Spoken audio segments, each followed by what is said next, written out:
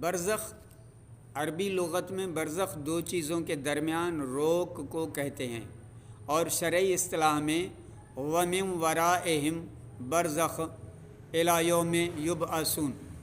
دنیا اور آخرت کے درمیان وہ عالم برزخ کہلاتا ہے جس میں مرنے کے بعد سے قیامت تک آدمی رہتا ہے۔ فرار نے کہا کہ برزخ مرنے کے دن سے دوبارہ زندہ کیے جانے کے دن تک زمانہ ہے،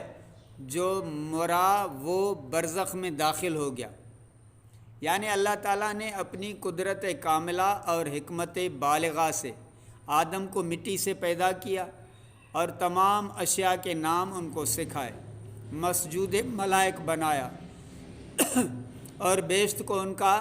مسکن بنایا، پھر ان کی منشاء تخلیق کو پورا کرنے کے لیے اس کو زمین پر اتارا۔ اس طرح ان کے لیے پہلا گھر جنت، دوسرا گھر دنیا، تیسرا گھر برزخ، چوتھا گھر پھر جنت مقرر کیا، اور اولاد آدم کے لیے اور گھر ماں کا پیٹ،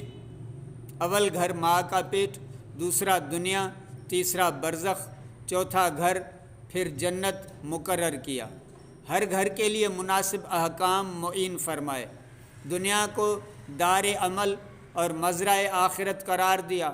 پسندیدہ اور غیر پسندیدہ اعمال کی تعلیم کے لیے انبیاء کو مبعوث فرما کر انسان پر عظیم احسان کیا۔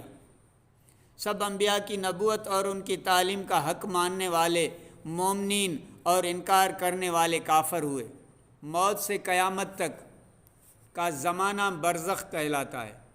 اس میں مومن راحت میں اور کافر تکلیف میں رہتا ہے۔ حقیقی جزا و سزا احساب و کتاب کے بعد ہوگی۔